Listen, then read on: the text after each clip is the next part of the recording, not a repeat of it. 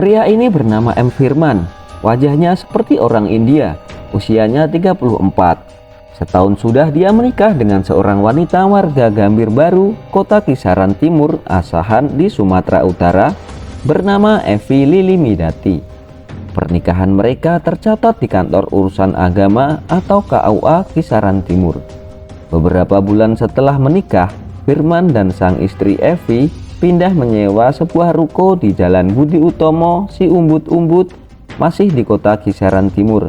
Di sana Evi membuka warung makan yang antara lain menjual nasi goreng, indomie goreng dan ayam penyet. Sedangkan Firman sehari-hari katanya bekerja sebagai sopir. Entah sopir apa, mungkin sopir angkot atau sopir bus. Yang pasti tetangga melihatnya kerap keluar pagi dan pulang malam hari. Menurut tetangga, pasangan Firman dan Evi agak lain. Meski setiap bertemu menyapa, tapi mereka tidak bergaul dan tidak juga pernah ngobrol dengan tetangga. Sebab itu tetangga tidak tahu banyak tentang mereka. Yang lebih anehnya lagi, warung makan milik sang istri Evi yang diberi nama Warung Pok Lili sepertinya diusahakan dengan ogah-ogahan. Tetangga bilang warung itu terkadang buka dan terkadang tutup, tidak menentu. Buka satu hari lalu mendadak tutup seminggu. Yang pasti warung makan itu lebih sering tutup daripada buka. Jika tidak membuka warung, Evi lebih banyak berkutat di rumah. Meski pasutri Firman dan Evi agak lain, tetangga tidak pernah berpikir lebih jauh tentang mereka. Namanya orang kan beda-beda.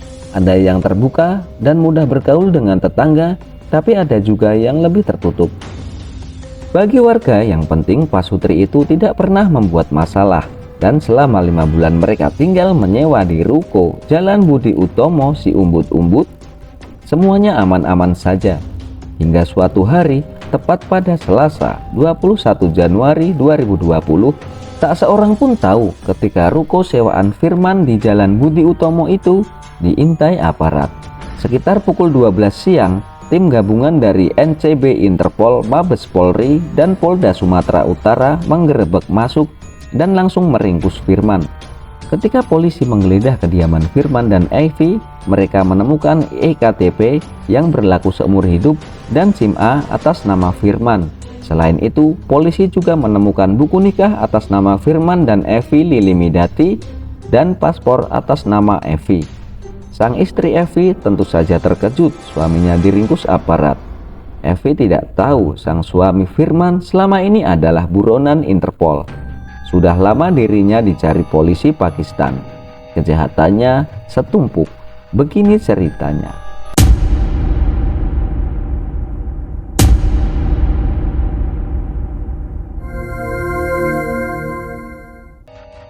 Nama sebenarnya Lukman, tapi nama aliasnya banyak, antara lain Lukman Halaku.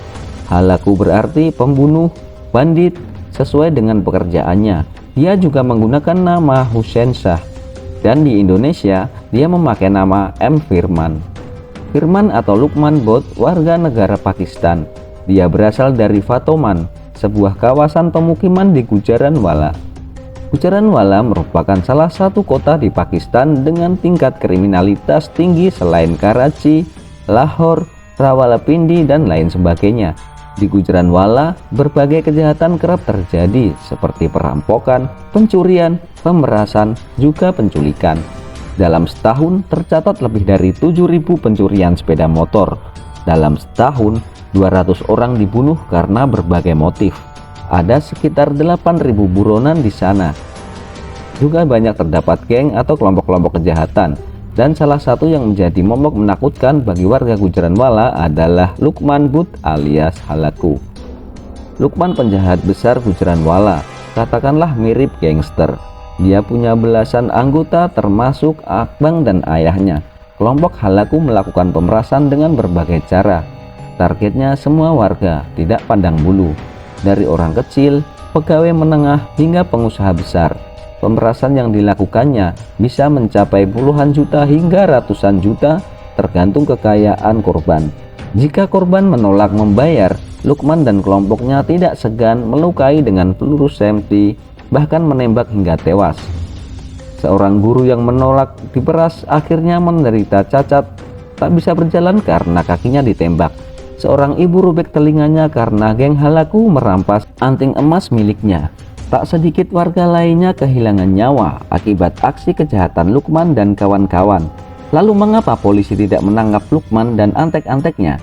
Sebab para korban kebanyakan memilih diam, takut melapor. Kalaupun melapor, mereka kemudian mencabut laporan, khawatir akan keselamatan mereka dan keluarga mereka akibat ancaman dan intimidasi dari Lukman dan kelompoknya. Pada tahun 2011 atau 2012, Lukman kembali melancarkan aksi sadis membantai satu keluarga. Motifnya balas dendam, karena menurutnya salah satu anggota keluarga itu telah membunuh abangnya yang sama seperti dirinya juga seorang bandit. Karena kejahatannya yang sudah begitu banyak dan sadis, Lukman pun diburu polisi. Tercatat ada 26 kasus kriminal yang telah dilakukannya. Lukman Bud alias Halaku berhasil ditangkap polisi Gujranwala. Begitupun ayahnya Tarik yang juga adalah anggota geng. Keduanya diadili. Lukman divonis mati, sedangkan ayahnya divonis penjara seumur hidup. Namun pada 2012, Lukman dan Tarik sang ayah, juga ibu dan dua saudara perempuannya melarikan diri ke Dubai dan menetap di sana. Lukman tidak berdiam diri. Dari Dubai, dia tetap memerintahkan dan mengendalikan kelompoknya di Gujranwala untuk melakukan kejahatan pemerasan. Hasil pemerasan secara rutin dikirimkan kepada Lukman yang tinggal di Dubai. Sepak terjang Lukman itu membuat geram Inspektur Khalid Nawas, seorang polisi Pakistan yang jujur dan berpendidikan tinggi. Dia dan timnya memburu Lukman. Mereka bahkan menjanjikan hadiah 400 juta bagi siapa saja yang bisa memberikan informasi dan menemukan Lukman si Halaku. Di Dubai, polisi sebenarnya nyaris sukses menangkap Lukman. Namun pria itu begitu licin, seperti belut, dan berhasil melarikan diri, sedangkan ayahnya Tarik berhasil ditangkap dan diekstradisi ke Pakistan. Lukman berpindah-pindah negara. Dia melarikan diri ke Thailand dan tinggal di sana, lalu pindah ke Malaysia dan tetap mengendalikan kelompoknya untuk melakukan aksi kriminal di Pakistan. Polisi kecolongan terus. Akhirnya pada 2017, Lukman memutuskan pindah ke Indonesia dari Malaysia dengan menumpang bot pengangkut kayu lewat jalan laut. Dia berhasil tiba di Dumai, Provinsi Riau. Di Sumatera, dia tinggal berpindah-pindah hingga akhirnya memilih menetap di Gambir Baru, Kota Kisaran Timur di Sumatera Utara. Di sana, Lukman berhasil mendapatkan identitas palsu dengan nama M. Firman. Entah bagaimana caranya, dia berhasil membuat kartu keluarga. Lalu berbekal kartu keluarga itu, dia sukses mendapatkan IKTP. Dalam IKTP tersebut, semua datanya palsu, termasuk tempat dan tanggal lahir disebutkan di Gambir Baru Februari 1986. Pekerjaan wira swasta, bahkan tertera di sana kewarganegaraannya WNI. Padahal sesungguhnya Lukman berkewarganegaraan Pakistan. Bermodal KTP itu, Lukman Bud bisa hidup layaknya warga lainnya, seperti WNI Tulen. Dia bisa mendapatkan SIM A, bahkan resmi menikahi seorang warga Gambir Baru yang bernama Evi Midati dan mendapatkan buku nikah. Keduanya lalu pindah ke Jalan Budi Utomo si Umbut-Umbut. Setelah Lukman tertangkap, foto KTP-nya viral di internet. Hal itu menimbulkan pertanyaan, bagaimana Lukman bisa mendapatkan EKTP, sedangkan saat itu sebagian warga asahan lainnya tidak bisa mendapatkan EKTP karena belangko habis. Ketika wartawan menanyakan hal itu, Pak Lurah mengatakan pada 2017, seorang pria bernama M. Firman dengan membawa kartu keluarga telah mengajukan EKTP, sehingga dilakukan perakaman. EKTP atas nama Firman itu kemudian dikeluarkan pada 2018. Namun tak seorang pun tahu bagaimana cara Firman memperoleh kartu keluarga. Setelah memiliki IKTP, Firman pun menikah. Semua dokumen seperti surat pengantar nikah, KTP, KK, dan surat lainnya lengkap. Sehingga kami nikahkan pada 31 Desember 2018 di Balai Nikah KUA Kisaran Timur. Demikian penjelasan Kepala KUA Kota Kisaran Timur. Dan demikianlah sepak terjang Firman alias Lukman Bud Siburon selama di Indonesia. Setelah tertangkap, Lukman pun diserahkan secara resmi oleh kepolisian Indonesia ke pihak Kedutaan Besar Pakistan di Jakarta. Pada 24 Januari 2020, 3 hari setelah ditangkap, Lukman dibawa kembali ke negara asalnya, Pakistan. Setiba di Pakistan, dirinya ditahan di penjara di kota Gujranwala. Sementara itu, ada yang tidak sabar menunggu kedatangan Lukman.